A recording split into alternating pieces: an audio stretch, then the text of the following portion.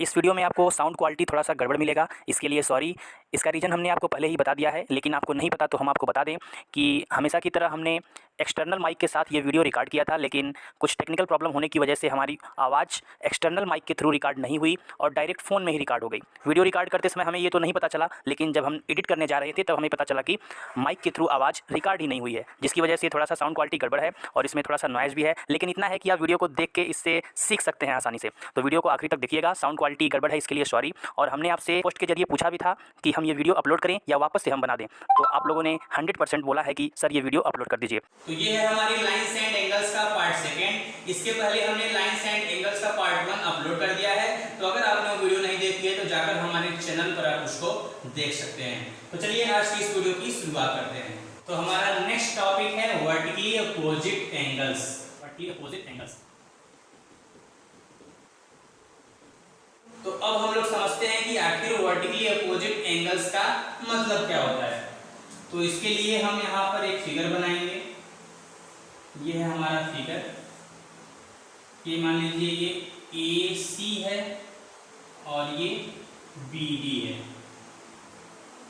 तो अब यहाँ पर ध्यान से देखिए, यहाँ पर अगर एक पॉइंट O हो तो एंगल AOB ये वाला एंगल, और इसके सामने कौन सा एंगल है, इसके अपोजिट एंगल कौन सा है, एंगल COD ये वाला एंगल, ये वाला एंगल।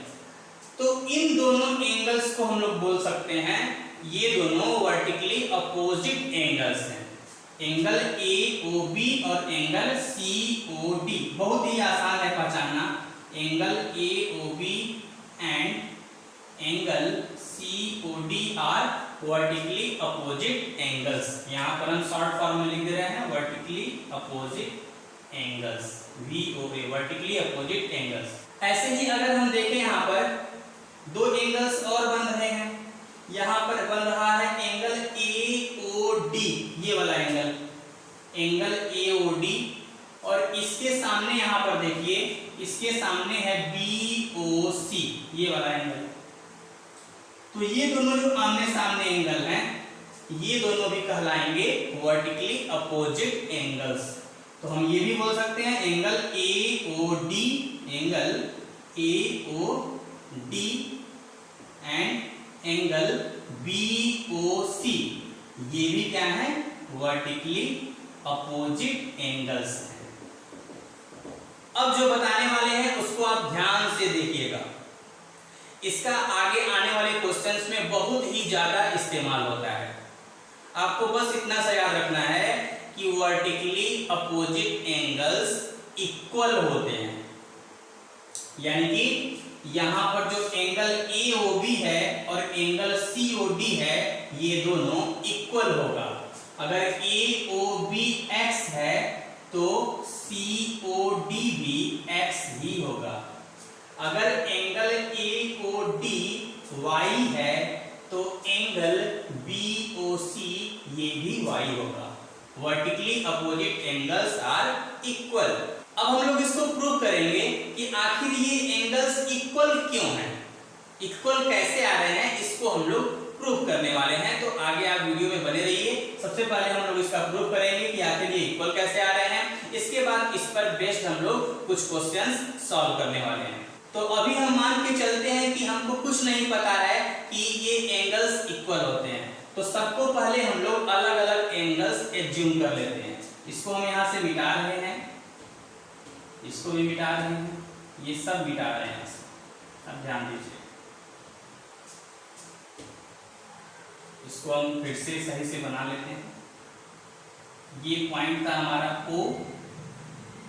अब मान लीजिए हमको कुछ नहीं पता है कि ये दोनों इक्वल होते हैं, तो सबसे पहले हम क्या करेंगे, मान लीजिए ये BOA है, ये वाला एंगल हम मान लेते हैं ये एंगल A है, इसको मान लेते हैं ये एंगल B है, इसको मान लेते हैं ये एंगल C है, और इसको मान लेते हैं ये एंगल D है।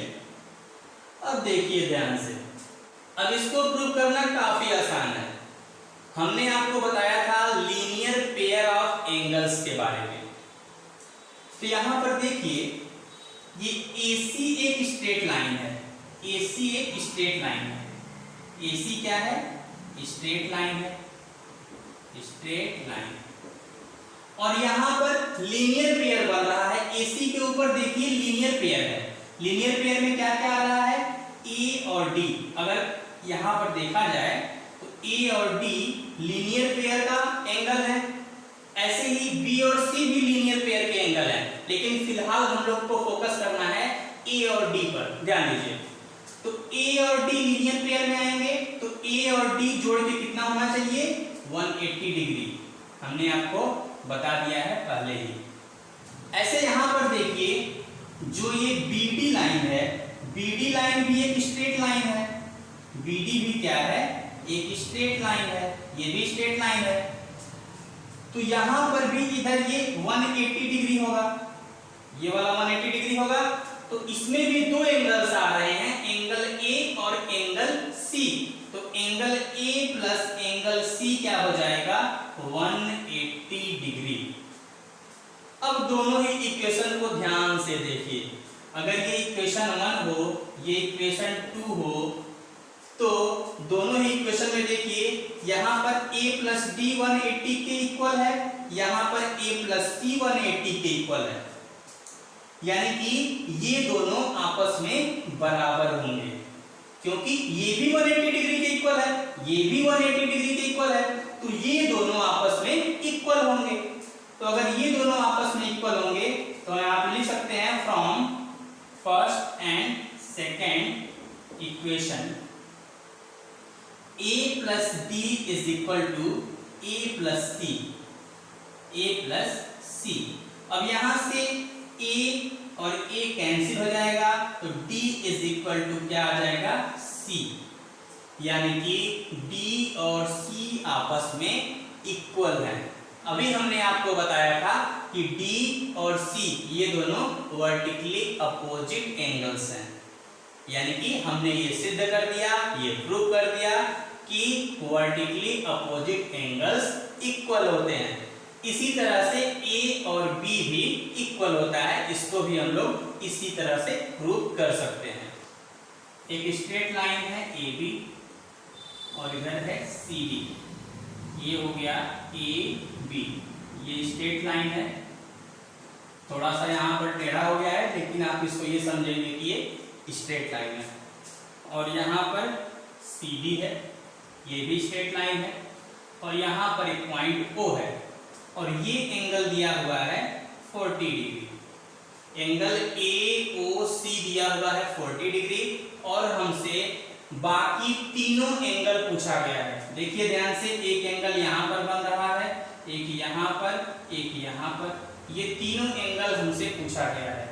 यानी कि एंगल AOD बताना है, एंगल AOD बताना है, एंगल BOD बताना है, BOD बताना है, और साथ में एंगल BOC बताना है।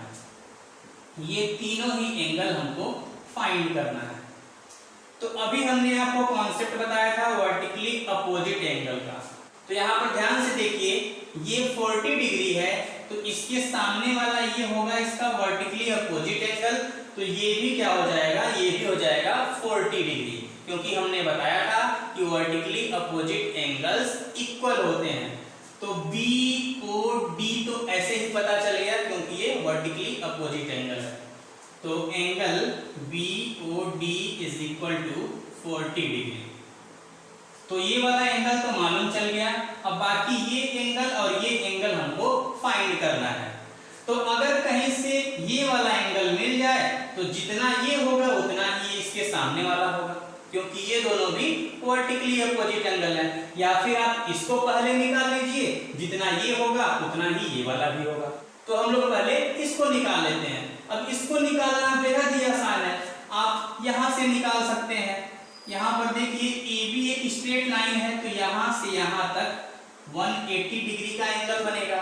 AB है स्ट्रेट लाइन, स्ट्रेट लाइन, तो यहाँ पर 180 डिग्री होगा। अब इसमें दो एंगल है, एक ये 40 डिग्री वाला और दूसरा ये BOC वाला। BOC यहाँ से यहाँ तक एक एंगल है और दूसरा एंगल है ये 40 डिग्री वाला।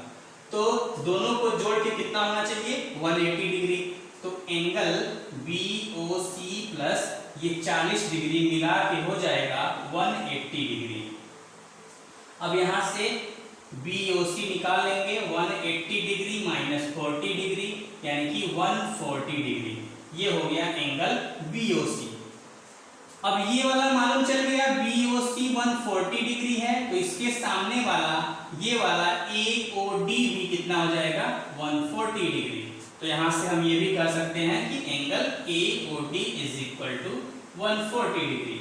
अगर आपके सिलेबस में इस तरह का कोई टॉपिक है तो इस तरह के क्वेश्चंस आपसे एग्जाम में अक्सर पूछे ही जाते हैं।